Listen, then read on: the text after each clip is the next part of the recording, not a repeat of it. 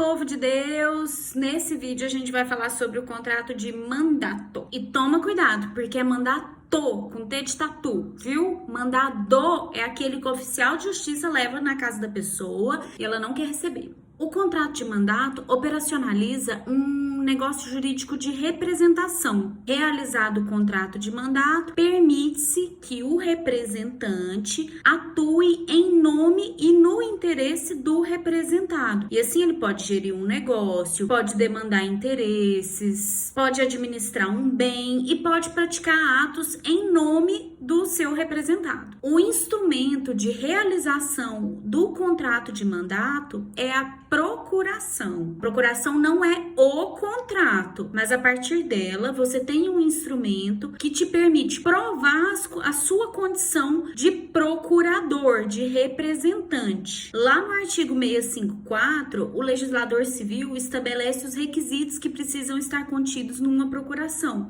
Então você tem que falar quais são os poderes, quem outorga, quem é outorgado. A procuração informa o lugar, a data, a validade desses poderes, se é por prazo indeterminado, por exemplo, se é possível subestabelecer esses poderes ou não. Tudo isso fica consignado num instrumento. Nem toda procuração exige reconhecimento de firma. Reconhecimento de firma é quando você vai lá no cartório e aí o pessoal lá do cartório bate um carimbo dizendo que aquela assinatura é daquela pessoa que assinou mesmo, que tá certinho. Então você pode ter uma procuração por instrumento particular com firma reconhecida e pode ter também uma procuração por escritura pública, que é aquela que é feita todinha lá no cartório, fica registrada lá nos livros do cartório onde você foi. Ela é feita por escritura pública, um escrito público, que tem eficácia contra todos, né? Eficácia erga omnes. Quando as pessoas realizam um contrato de mandato, elas podem sim estabelecer a necessidade de reconhecimento de firma, mas em regra trata-se de um contrato informal, não solene. De acordo com a legislação, o contrato de mandato é presumidamente gratuito. É o que você encontra lá no artigo 658 do Código Civil, que diz que, a menos que se trate de ofício ou profissão, você entende o contrato como gratuito. Se for ofício ou profissão, aí você vai entender como oneroso. Sendo gratuito, você tem um contrato unilateral, porque cria-se obrigação somente para uma das partes.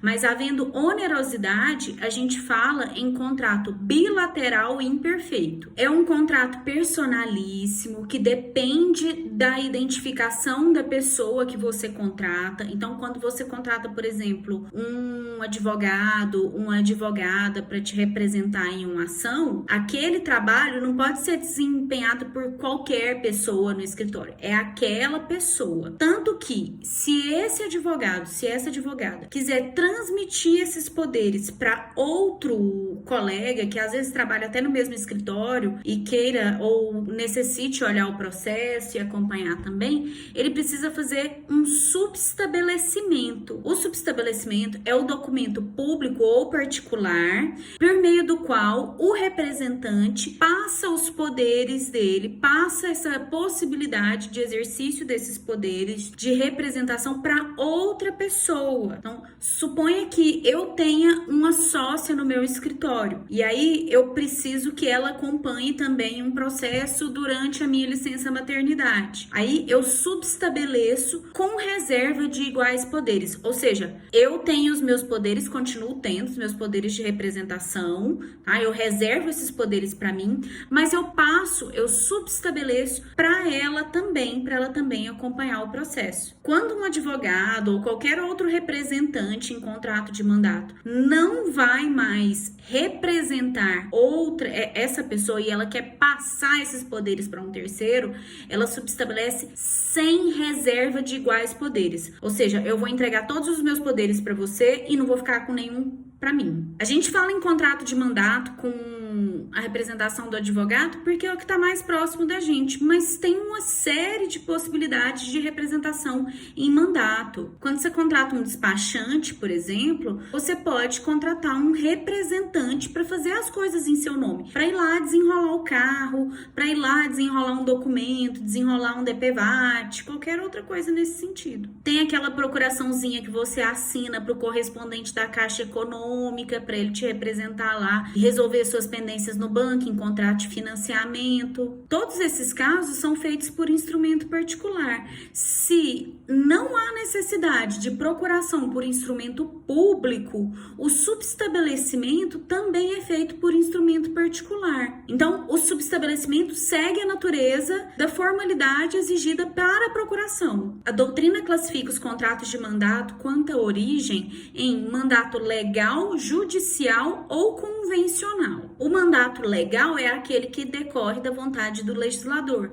É o caso, por exemplo, dos pais que representam o interesse dos seus filhos enquanto eles não podem fazer isso por eles mesmos. Já o mandato judicial é aquele que decorre de uma ação que esteja correndo em juízo. É o caso do inventariante, por exemplo. Você vai lá e assina o documento dizendo que você é inventariante e leva esse papel para todo lugar provando que você pode resolver os problemas daquela ação de inventário e gerir aqueles bens que estão sendo discutidos no inventário. Outro exemplo de representação judicial é o administrador judicial de massa falida, em ação de falência, obviamente. Já o mandato convencional é esse em que há um negócio jurídico. No caso dos nossos exemplos aqui, a representação adjudícia, que é feita por um advogado, uma advogada, né? Lógico que, no caso de mandato convencional que envolva a prestação de serviço de advocacia,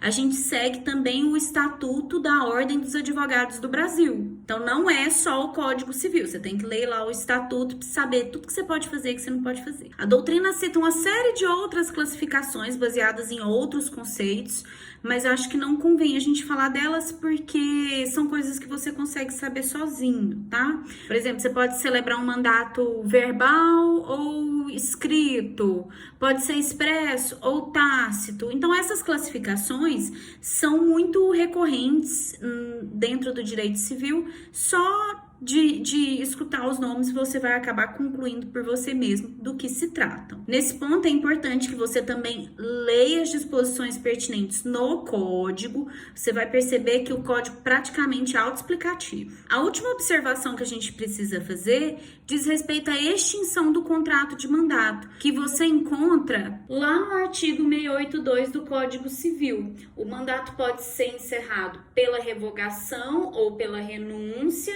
pela morte ou interdição, já que é um contrato personalíssimo. Então, quando morre uma das partes, como é que vai representar? Como é que vai seguir isso aí? Não tem jeito. Então, tem que renovar a representação, se for o caso. Pela mudança do estado que inabilite o mandante a conferir os poderes ou o mandatário para os exercer. Então, às vezes a pessoa não morre, mas ela fica impossibilitada de realizar o mandato. Ou pelo término do prazo, pela conclusão do negócio. A revogação acontece quando eu, mandante, retomo os poderes que eu havia cedido ao mandatário, aquele que vai me representar. Mesmo se houver cláusula de irrevogabilidade, essa cláusula que está prevista aí no 683, eu posso sim revogar o meu mandato. Vou lá e falo, não quero mais você como meu representante. Só que, para revogar o mandato, provavelmente eu terei que pagar pelas perdas e danos em razão da revogação do mandato que tem a cláusula de irrevogabilidade. De maneira semelhante acontece com a hipótese de renúncia que você encontra no artigo 688 do Código Civil.